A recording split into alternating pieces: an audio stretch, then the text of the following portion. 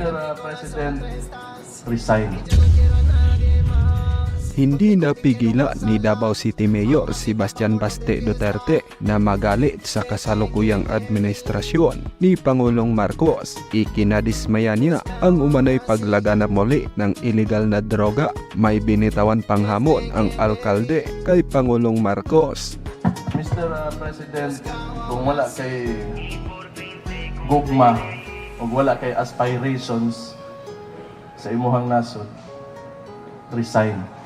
You are lazy and you lack compassion. Dagdag pa ni Baste Duterte, "You are lazy, Mr. President, and you lack compassion. All of these things that he is causing is oppressing the people." Kaya yan kasi inuna niya ang kanilang politika, ang kanilang self-preservation. Sa kanilang politika, hindi nila inuna ang trabaho. Ikaw bilang Pilipino, kakampihan mo ba ang anak ni Duterte at payag ba kayo na mag-resign si Pangulong Bongbong Marcos? Isulat ang inyong komento. Samantala, nanawagan din si Baste Duterte na sanay ayusin ni Pangulong Marcos ang problema sa gobyerno, lalong-lalo na ang PCSO. Nagtataka si Baste kung bakit tila walang aksyon ang Pangulo at parang natutulog lang di umano ito.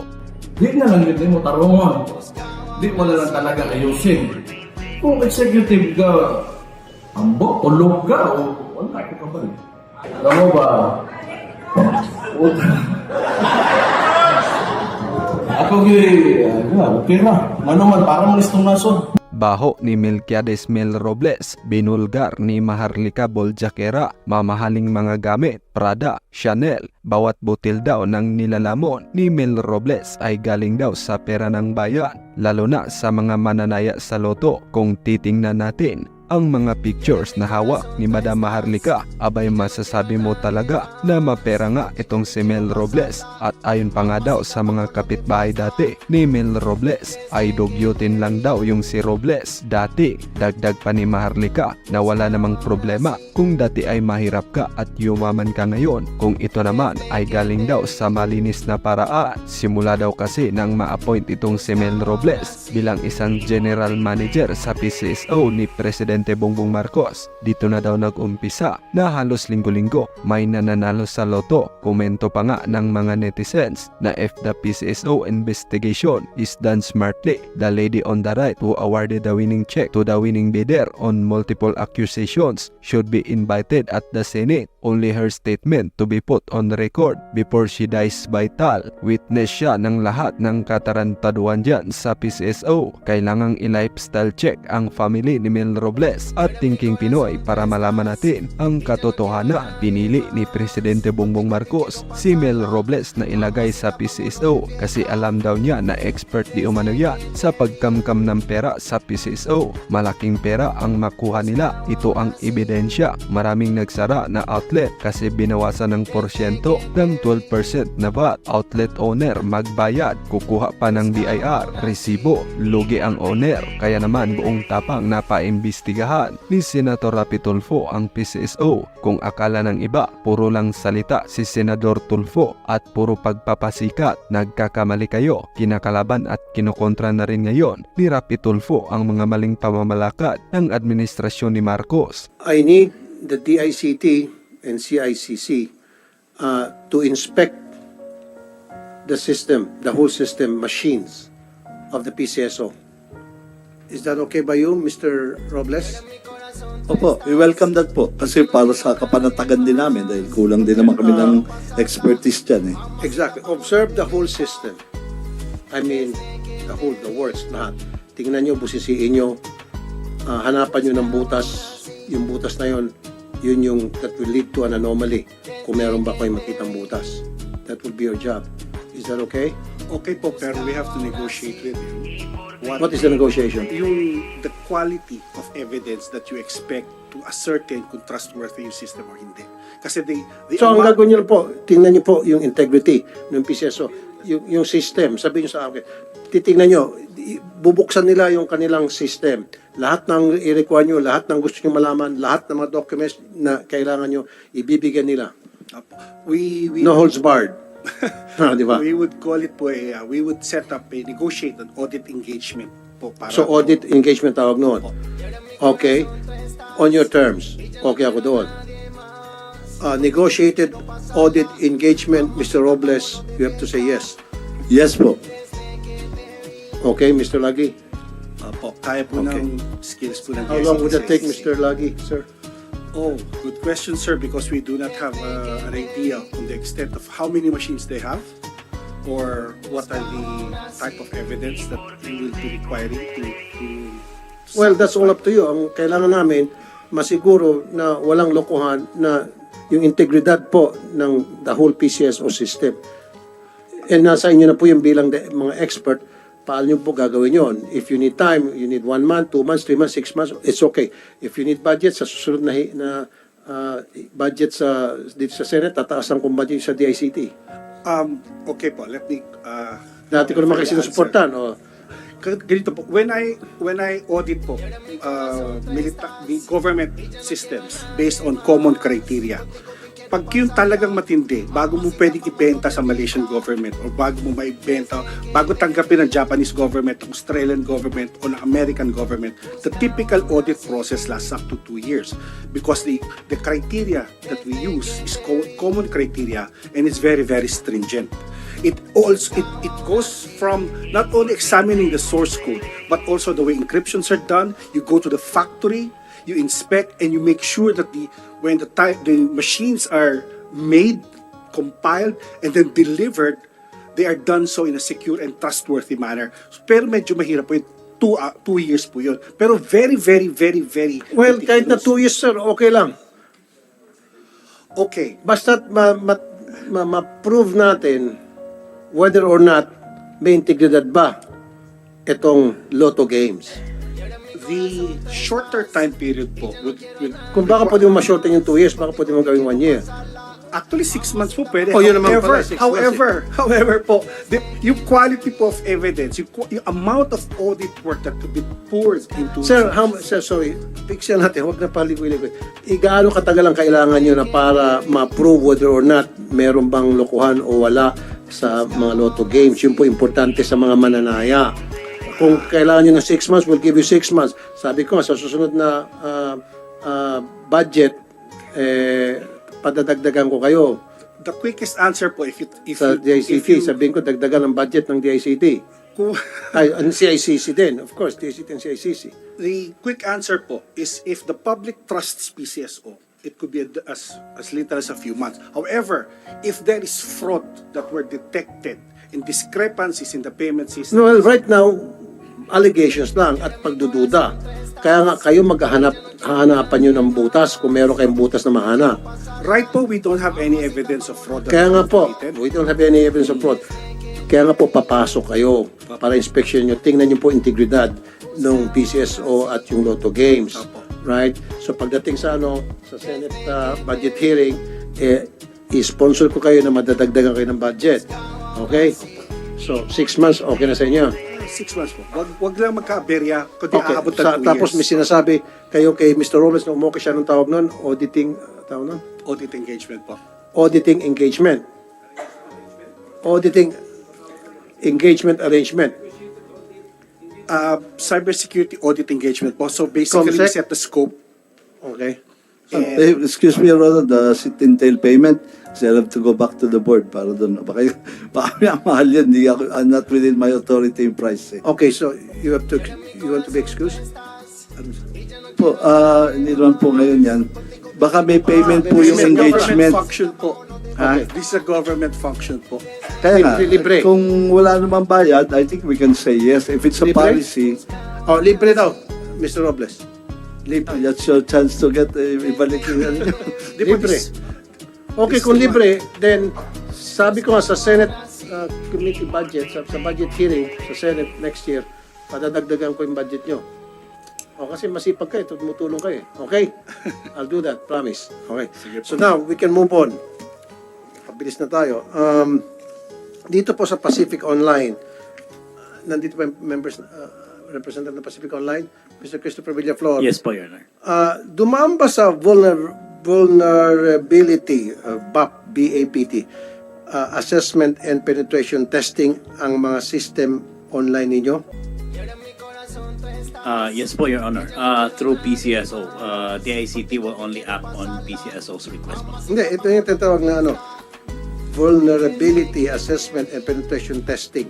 Meron ba kayong dinaanan yan, conducted by a third party, bago kayo pumasok sa negotiation sa PCSO para sa inyong mga computer systems? Mr. Chair, DICT po ang nag-conduct ng vulnerability assessment and penetration testing po. DCT?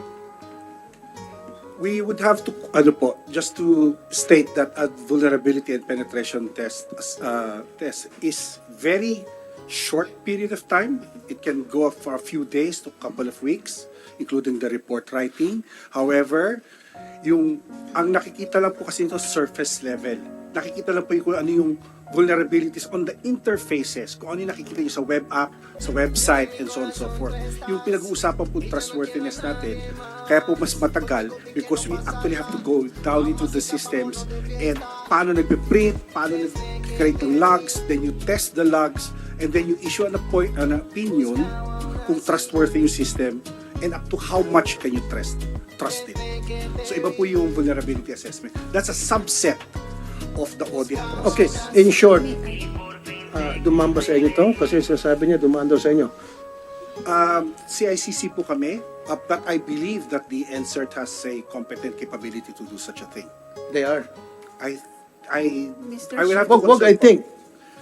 I'm not so sure Dapat po. Kung you're not so different po kasi siya sa NCERT, different organization po Hindi, yun. ang gusto ko kasi malaman, kung kayo po ay dumaan sa tinatawag na vulnerability assessment and penetration testing, sino po ang gumawa noon? A, and then B, I need to see the result. Yes po, Mr. Chair. Naka-PCSO po yung result ng DICT vulnerability assessment. and Gumawa ng JCT. Okay, so I need to see the result of that. Pangalawa, encrypted ba ang data ng ticket serial number, numbers chosen, at personal information mula sa user? Kung encrypted ito, sino ang may SSL? SSL stands for Secure Sockets Layer. Yes po, Your Honor. Yes lang, sagot po. I cannot put into details kung ano po yung ano namin because that will entail as our vulnerability po, Mr. Chairman. So kung ano po yung security measures namin, marami po nakikinig sa public, so magiging vulnerability po namin yung Well, I understand that. Okay, sige. Mr. Chair, Go may I ahead. po? Opo, the system of POST was subjected to VAPT po. It is signed by Mr. Kina. And we have the result. Okay. Now, this is very important. Pag yung isang tao na gustong mag-register para makataya online sa Pacific, meron kayong tinatawag na KYC, Know Your Client. Am I right? And then doon sa KYC, ang requirement lamang ay one time magpapakita ng picture. Tama? yes po, Your Honor. Hindi yung mukha ng tao. Mukha po ng tao, Okay. front ng ID, back ng ID, at saka selfie po, Your Honor. And then selfie ng tao or video ng tao. Selfie ng tao kasama yung ID na kinuha niya po. Okay, selfie ng tao. Okay tayo. Selfie ng tao, sure, tapos yung ID ng tao. At anong klaseng ID ito, sir? These are IDs qualified by PCSO to submit po, Your Honor. Hindi, kasi kung ako mag-register ngayon, papakita ko yung mukha ko, and then mapakita ko ng ID. And then, after a few minutes, na-aprobahan Marami ako mga tao tinesting Nag-register sila, ilang oras pa lamang, aprobado na agad. So, paano nyo malaman na yung mga ID na pre-present doon ay legit? Your Honor, it's PCSO po ang nagkakandak ng approvals. Oh, then that has to be changed. Kasi paano mo malaman kung valid yung ID, kung fake yung ID at hindi pala hindi bata lang pala yun. Ang edad at 'di ba? Pinalsify lang. Your, Para sa Hon- kanyang ID. Your Honor, it's Data Security Department of PCSO is the one conducting the approvals and evaluation. I know nga, pero you have to change the system. Paano? Turuan kita. Kasi nga, yung ID na pinipresent doon, pati muka, makukurap yun. Pwede siya mag-issue ng peke na ID. Pwede siya magpakita sa inyo ng peke na ID, peke na kung ano pang ID na require nyo. Am I right? Pwede po, Your Honor. Now, kapag tumataya na yung tao, ano yung mga measures na meron ang inyong system to make sure na yung taong tumataya yun, siya talaga yun? Before the player can place their bet, Your Honor, they have to be approved during the Know Your Client. Ano yung KYC ninyo before the better can bet? Ito po ay dumaan sa evaluation ng birth date niya. Birth date. No, sir. Yung ID. Again, just like kanina, you can hear me but you're not listening. Anong KYC ang ginagawa nyo para masiguro na yung tumataya na nag-register sa inyo na sinasabi niyang siya yon at siya ay dapat tumaya dahil nasa tamang edad siya, paano nyo masiguro? Kasi kung hindi mo masagot, meron akong suggestion. Your Honor, we won't have any visibility po of the player kung sino po yung may hawak ng... Exactly. That's why ang aking suggestion, dapat yung tumataya real time, makikita yung mukha niya sa video. In the same way, yung mga pumipila sa mga outlet, makikita yung mukha nila eh. Sabihin, uy, bata ka, totoy, hindi ka pwede, alis ka dyan. Oh, ganun din dapat sa inyo. Pag tumaya yung isang tao online, papakita niya mukha niya. Eh paano ko yung tumataya pala sanggol? Oh, ginamit yung ID ng kanyang tatay. Si sanggol may gatas pa sa bibig. Tumaya, nakalusot. Kaya nga dapat, real time. May video. Kasi nag-agree si Ms. Xavier. Tama eh, kasi kung pupunta ka sa outlet, ganun ang patakaran eh. Oh, dapat ganun din sa inyo. You have to have that kind of system. I agree po, Your Honor. We adhere to the directive of PCSO kung ano yung requirement. Do I have to go to OGCC or PCSO? OGCC, what's your opinion? Your Honor, that pertains to the technical aspect. Okay, of things, technical. So so PCSO, can you require that?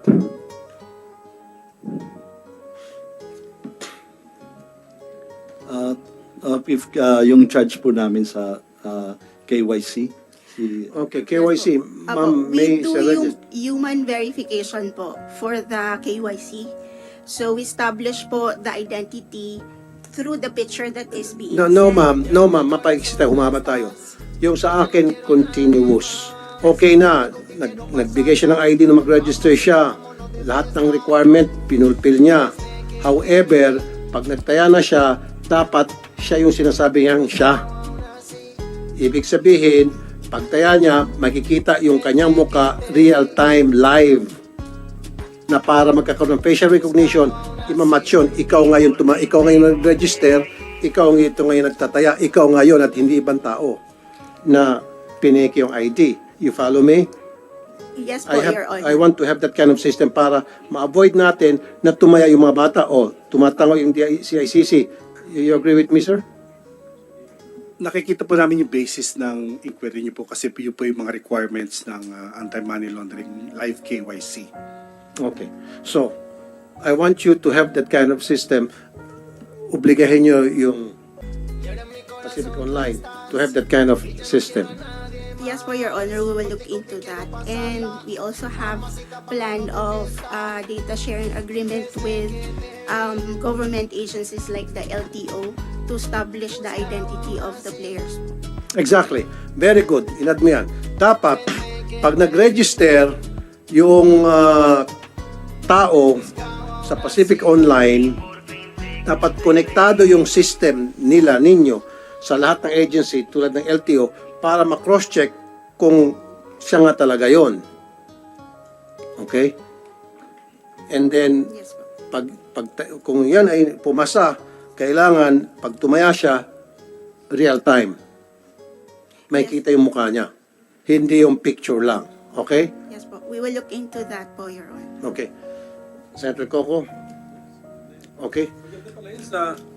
Sa ano pala, sa outlets, may camera pala doon? May camera? Wala. Hindi, Wala. makikita ka. So yung teller lang ang magsasabi. Oh, kasi makita mo- Judgment call ni teller kung bata o ano, sabi, hindi niya ipapataya. Ganun ba may sabihan? It has been the policy that the kids are not allowed, so Right. the Kaya teller nga, can see so- if they're children. Precisely. So, ang vigilance is with the teller na Yeah, huwag niya patayin. They are trained Okay. to drive the kids away or not to cast their bets. Even if the father is in the car in front of the lotto, we require the father to get out of the car and to cast his bet. So ganun din yung ano so sa US yata may picture sila no sa US ba required ba or incidental lang yung mga CCTV cameras doon. But that's a KYC at saka requirement daw Mr. Chairman pala. Requirement sabi ni Lagay Mr. sa Lagi atin yung requirement daw ng CCC, anti-money magaling laundering. talaga kayo. Next year, tataasan natin budget nyo. Okay. Sige, that's for now. Para, Yung ating I'll be very short lang ito pong aking resolution. yes sir. I filed this October of 2022 pa. Medyo na sa dami ng concerns kasi natin na limutan natin.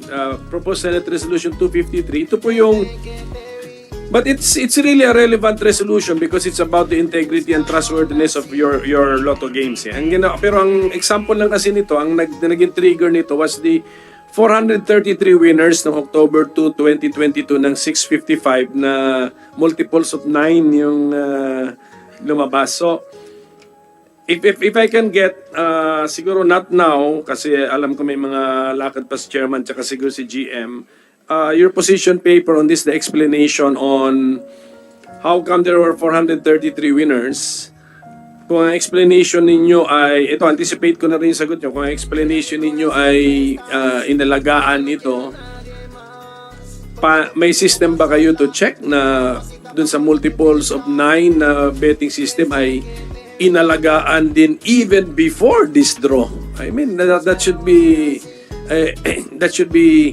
facts. And then if you have those system to check it, can you prove it? Ipakita nyo na lang na on this particular bets ito yung mga multiples of 9. Mr. Chair, if I may add, we did that immediately kasi Sige. ang winning record namin was 10. So immediately, we tracked kung ilan yun over 3-month period, I think. At meron po talaga, malaki po talaga. So your system is capable of knowing on a per draw basis the combinations na merong bet.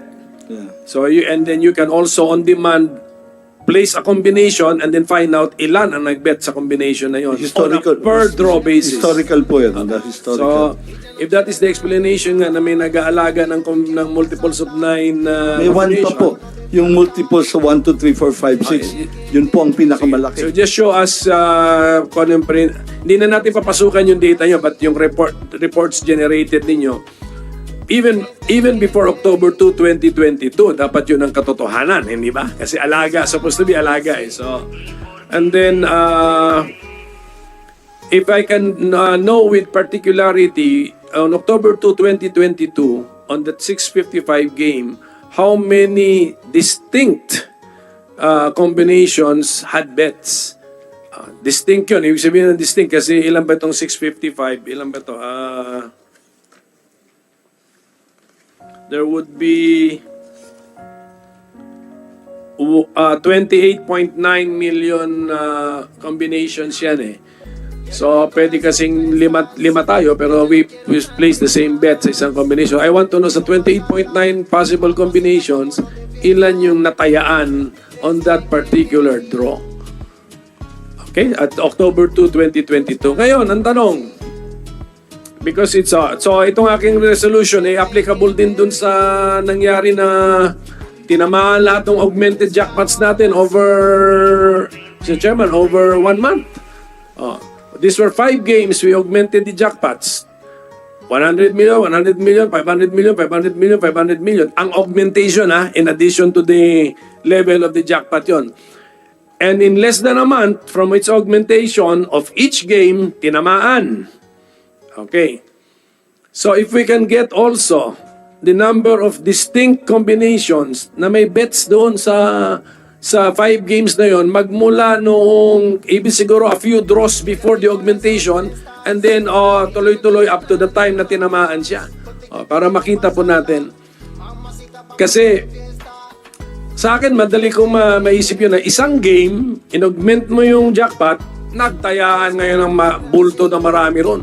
So, maybe yung 28.9 million possible combinations, natayaan ng 25 million combinations doon. Di laki ng chance nga tatamaan.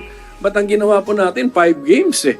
Tinamaan lahat eh. Ibig sabihin nun, lahat ng betting public eh, dinagsa lahat yung 5 games na yon to almost cover the possible combination. So if we can have this data, GM, kaya ba? Kaya naman. So parang hindi na natin pahabahin itong hearing this afternoon kasi dadaanan din namin yun, i-analyze namin yun para makita po natin doon. And then, ang isang question siguro, when you augmented the jackpots, nalugi ba kayo? So just give us also the financial report. Pero itong short answer ni GM. It was very good, Your Honor. We made 800 million in a month's time. If we just Sa bumalik one pa po. game. Dapat. Hindi po yung totality po. No, but they paid 700 million. Augmentation nyo is 1.7 billion. Pati po yun, covered po yun. Bumalik na po yun. So that was the net po. Over and above. Okay, Opo, bigyan nyo na lang kami na report, Opo, na yeah. financial report naman Sige na po. if you also were able to talagang generate sufficient interest and then hindi kayo nalugi dun sa ano. But it doesn't matter. Kung nalugi man kayo o hindi, I mean, hindi issue yun kasi sabi mo nga is to generate interest. Pero tandaan nyo yung section 10 ha, as provided by Judge ha. Judge, ito na lang Mr. Chairman, give me just Section 10, Judge, ikaw nag-bring up sa amin ito, Section 10 RA 1169 Ano yung basa ninyo dito na with the approval of the President of the Philippines, dito lang ba ito sa shall promulgate rules and regulations for the holding of lotteries? Or applicable din ito dun sa after the semicolon, shall fix the number and the price of the tickets for the same, and number of tickets usually given gratis to the ticket vendors, semicolon, fix the number and amount of prices, semicolon, fix the date when the sale of tickets shall close, semicolon, and designate the dates and place or places where such lotteries shall be held.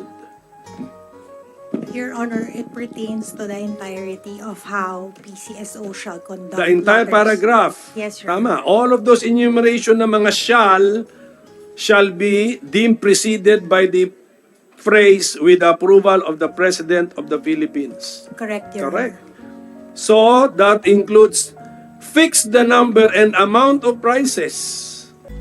Correct, Your Right? Honor. Augmentation, actually, the augmentation to the tune of 1.7 billion pesos actually ano tawag mo doon, modified, changed the jackpot price, destroyed the science behind the fixing of the jackpot because the jackpot siguro sa other jurisdictions, jackpot, the initial jackpot is dependent on the possible number of combinations. Ganun yun eh. Tapos in-augment natin ng 100 million, 100 million, 500 million, 500 million, 500 million. Okay? And then in 1 month's time, tapos ang kwento, ubos, tinamaan. I'm actually looking at past history, Mr. Chairman, na kung umabot ng 500 million yung isang game, that means, ang theory kasi, pag 500 million na-attract na yung mga bettors eh. Yes. So that's a theory. We were looking at a past experience na 500 million yung game at gaano katagal bago tinamaan. And we will have to compare this with this augmentation nung last December na in less than 1 month, 5 laro ang tinamaan. Sabay-sabay. Yes, in less than a month. That's So, questionable. Kaya nga, sa yes, susunod we will nating have to hearing, look at this, Mr. Chairman, and maybe if Ms. Xavier can help us with alam niyo yung data ng mga draws eh, di ba? Na may game na umabot na ng 500 million yung ano niya, jackpot niya without augmentation, ito yung natural accumulation of the jackpot from the bets. Then, ang theory, naka-attract na yan ng bettors, bet na yan. And then, tignan natin, months muna bago tamaan eh. So, itong nangyari last December is really an anomaly. Hindi lang 1 game, 5 games, Mr. Chairman. sabay-sabay nung nag-augment. That's why, yung sinasabi kanina sa BIR, ibabanggain natin kung baka mamaya kung nag-file man pare-parehong tao lang palang nanalo. Dapat nandun yung pangalan nung veteran na nanalo, nagbayad siya ng 20% tax, sino siya at saan siya. Di ba? Sa BIR nandun yan? Mr. Tibayan? Attorney Mr. Tibayan? Chair, ang nagre-remit po kasi sa amin ng withholding is yung si PCSO. So, Correct. Pero those information that did mention to you, nandun dapat yun. How much was won? And then anong date, anong draw, magkano? And then the name of that person and address And the tin. and the TIN number. The tin number of that person. Tama. Kasi hindi naman siya makapag-file kung walang TIN number. At kung wala siyang TIN number, meron bibigyan ng opportunity yung walang TIN na magkaroon siya ng TIN. check namin po, Mr. Chair, kung ano yung available na information. Kasi Hindi, pero ang nag-file. am I making sense to you? Yes po. Di ba Mr. pag Chair. nag-file ka, dapat may TIN. Yes po, opo. Hindi ka naman pwede makapag-file ng walang TIN, di ba? Then since kung halimbawa isang tao, nanalo siya, wala siyang TIN, kailan niya mag-file ng tax, gagawin niya ng paraan na para matanggap yung kanyang i-file na tax, Great. mabibigyan siya ng TIN. Yes, opo. Tama? Kaya nga, I need this information. PCSO is here. The entire team of the PCSO is here. How do you do it when you remit the tax on the from the winner? Are you the taxpayer sa BIR or is it the winner who is the taxpayer? Yes, Panyero. Mr. Chair. The PCSO is the withholding tax agent. Oh, correct. Okay. The taxpayer is the winner. Yeah. So when you report to the BIR, may TIN number to, may pangalan ng taxpayer kasi credited sa kanya yun. Yes. Top taxpayer siya ng Pilipinas eh. We do submit the alpha list, the so-called alpha list, Mr. Chair, indicating the names of the winners. Yes, so Yeah, Mr. Chair. Kita dapat Mr. natin sa BIR. Yes. Senator Coco, pagbabanggay natin. So sa susunod na hearing, I need those documents at pumayag naman sinecond motion ninyo, yung PCSO na i-provide yun, sapina namin yung document na yun. Yes po. Hingi rin po kami ng sana ng yung alpha list para Alpha list. earlier ma-prepare po. Okay, Comsec, kasama dun sa i-request sa PCSO yung alpha list at pumapayag naman si Mr. Robles.